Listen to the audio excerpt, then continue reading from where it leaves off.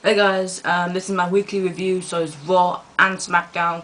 So it's Raw 9th of April and Smackdown 10th of April. So Smackdown was also live as well. So I'm going to start with Raw. Laurinaitis opens the show with his new uh, theme song, and then he reintroduces Brock Lesnar as the new face, and then he also confirms a Extreme Rules match between Brock Lesnar and John Cena. And Brock Lesnar says he thanks John Laurinaitis for bringing wisdom and bringing him back in this company after 8 years. So that's even longer than The Rock coming back. And he's saying that basically when he starts saying more stuff, Cena comes down and he comes to the ring and he starts slapping Brock Lesnar, and then Brock Lesnar pushes him down, spears him to the ground, and punches his face, and he starts making him bleed so badly that superstars, the referees, everybody, the security come to the ring and split them two from not fighting each other and brawling together. And then we see in the camera that John Cena was bleeding, his teeth was bleeding, and his mouth was also bleeding, and it was so bad.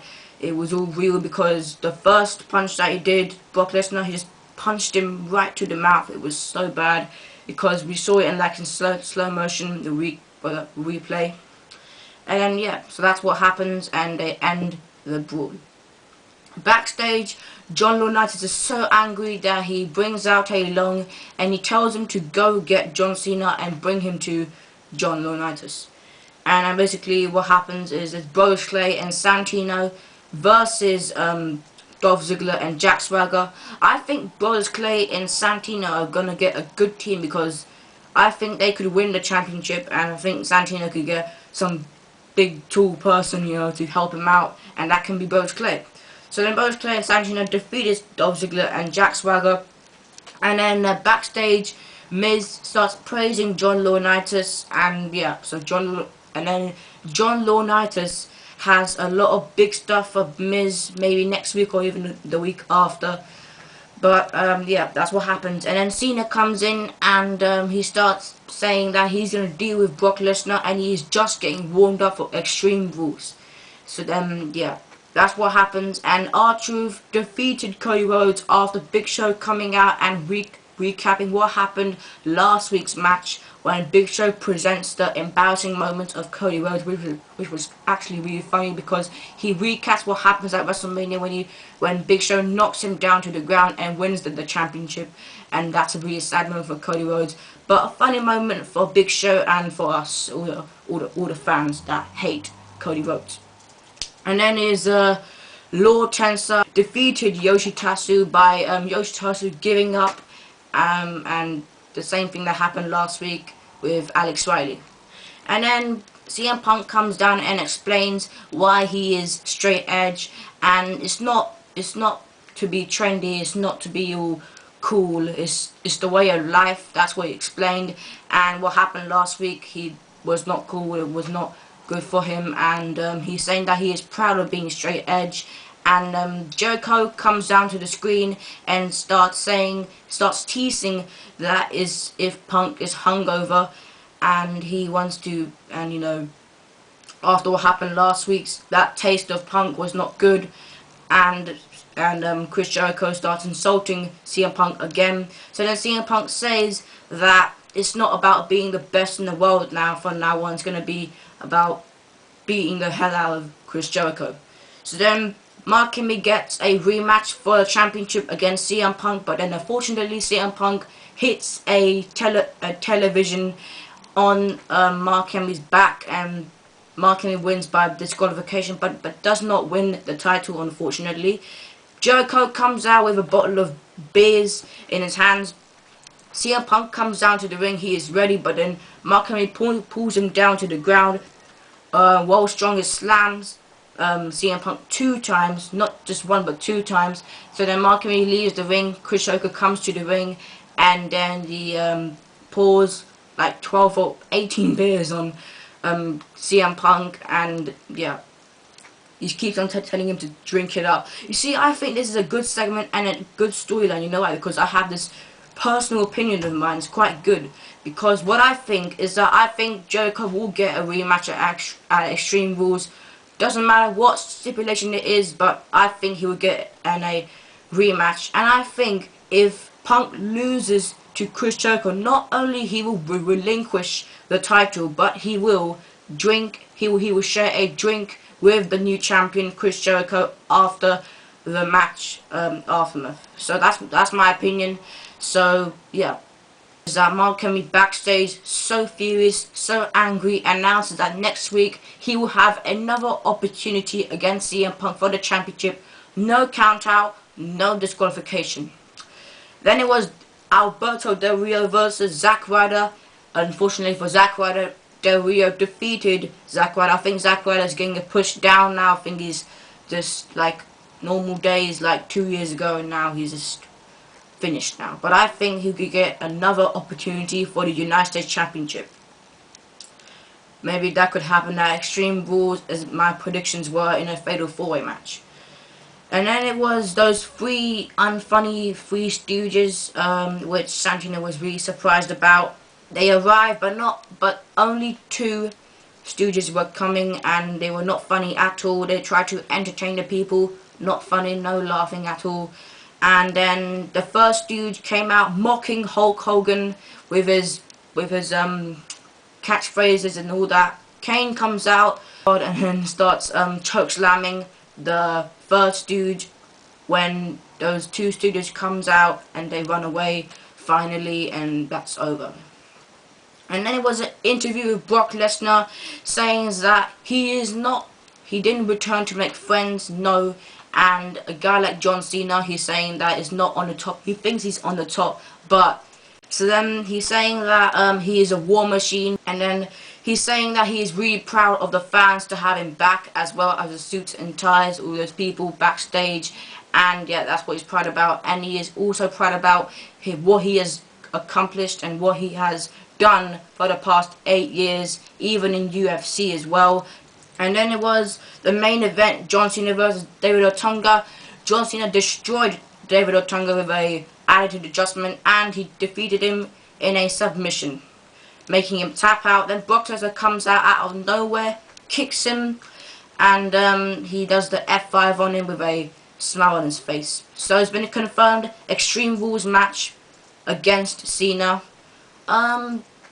I think John Laurinaitis hasn't really done the right thing. Maybe it could be the right thing, because, you know, it's just, for me, it's quite early for me. So, I mean, a big match like this could have happened at SummerSlam or WrestleMania, but no. But still, it is a good thing, you know why? Because since Brock Lesnar is back, he could forget the Cena feud, and then after Extreme Rules, he can face some more superstars, such as a heel, because right now he is he is likely to be heel right now, because John Cena has not turned heel. So after the feud with Brock Lesnar and John Cena, maybe Brock Lesnar can face someone heel, and he could finally be a face. So that's what I'm saying. And that was for Raw. Let's get down to SmackDown, the live blast from the past. Alright, so Sheamus comes out, apologizes to the referee that he kicked last week, and apologizes all the officials and everybody, even all the referees and all the universe as well, the world. And then Big Johnny, the John Laurinaitis, comes out as Raw and SmackDown manager, and he's saying that he did not hear Sheamus by saying that about the apology, and demands him by saying it again. And you know, it was quite irritating me that he has to say it again and again, and it was quite annoying as well. So then yeah, he just said it again. Stupid, yeah. So then backstage, Cowboy Bob Orton good lucks his son Randy Orton for his match against Mark Henry, which comes out next. Mark Henry defeated Randy Orton by count out. You know why? Because Kane kidnaps Randy Orton's dad backstage, and then we see Randy Orton's dad lying on the ground with Kane, have a smile on his face. So then Orton goes out of the ring, doesn't care about the match, finds Orton's dad, and then what happens next? He goes into the room, Kane's right behind him. Orton didn't see that coming because Kane got a steel pipe and then smashed him onto the ground. Benny Cammer, he faced Ryback. The legends were impressed backstage. It was Ryback versus Benny Cammer, and Ryback defeated Benny Cammer with the legends impressed with that. Mick Foley commentates and commentary. Tyson Kidd and Heath Slater lost to the Usos. I don't know how to say Usos or Usos. Mick Foley comes out, puts a sock into Jimmy Hart. Yeah, it was quite funny because Jimmy Hart's really annoying with his microphone thing. So then it was a Piper's Pit with Daniel Bryan, and then Roddy Piper just recaps what happened last week with Bryan dumping AJ. He brings out AJ as well, and then AJ wants Daniel Bryan back, and yeah, and then Roddy Piper persuading AJ from, you know, just not caring about Daniel Bryan, because after what happened last week, Bryan insulting AJ, the fans start cheering for AJ, some people saying yes, yes, and then Daniel Bryan announces that it's going to be Sheamus versus Daniel Bryan at Extreme Rules in a 2 out of 3 Falls match. So that's really good, that's awesome, and he has a chance for making Sheamus tap out. So then that's what happens, and AJ saying how much she loves Daniel Bryan, and then Daniel Bryan says that if AJ loves him, then AJ will leave. So then AJ leaves. Daniel Bryan, before he leaves, Roddy Piper stops him. Then Daniel Bryan goes back into the ring. Roddy Piper starts insulting Daniel Bryan in a good way, I mean, because he deserves it. And then he's saying that Sheamus at Extreme Rules is gonna bro kick him not only once but 2 times, and he will retain his championship. Then Daniel Bryan gets really angry, and before leaving, he slaps Roddy Piper, and that ends the Piper Pit. And then it was the Great Khali, Alicia Fox, and Natalya defeating Drew McIntyre, that coward, Nikki Bella, and Dry Bella. And then Cody Rhodes goes to the ring, and he starts moaning about losing at WrestleMania, and then his dad, Dusty Rhodes, with a dance, the American Dreamer, embarrasses Cody Rhodes, and now he's finally as a face. Big Show presents the embarrassing moments of Cody Rhodes when he was dashing, and then basically he cuts this video saying that Cody Rhodes uses lip balm to, you know, whatever on his lips but before he goes to bed, and that's a dashing Cody Rhodes lesson that he used to do. I miss those old days because then I can mock Cody Rhodes all the time because he's not dashing, he's undashing. So then, yeah, that's what happens, and then Big Show mocks Dusty Rhodes, quite joking but still. And then Rhodes leaves the ring as embarrassed, and Dusty Rhodes inside the ring dancing happily. So then it was the main event, not really a main event because it was Sheamus and his partner I really can't announce this alright, so it's Genie Okerlund versus Daniel Bryan and Alberto Del Rio. Basically what happens is that before Daniel Bryan wins, not really wins, but still attacks Sheamus, the legends, all of the legends in Smackdown come, surround the ring, and then Sheamus bro kicks Daniel Bryan right into the head, gets the victory. Sheamus and Genie Okerlund, oh wow, I got it, defeat Daniel Bryan and Alberto Del Rio, and everyone attacks Ricardo Rodriguez, the announcer, because that's really good for him and he deserves it. And also Michael Cole comes into the ring and he starts ending the show, but then before the show ends, the legends attack him. So then that's what happens. Very boring SmackDown. It was really bad. I thought that was really, really bad SmackDown. So no. Raw was okay. At least it was better than SmackDown, but still it wasn't as good as last week's Raw. No. But still, it's been announced. Extreme Rules, a World Heavyweight Championship match, and Brock Lesnar versus John Cena. So that's good. So that is all the time I have for today. Please subscribe, like my videos.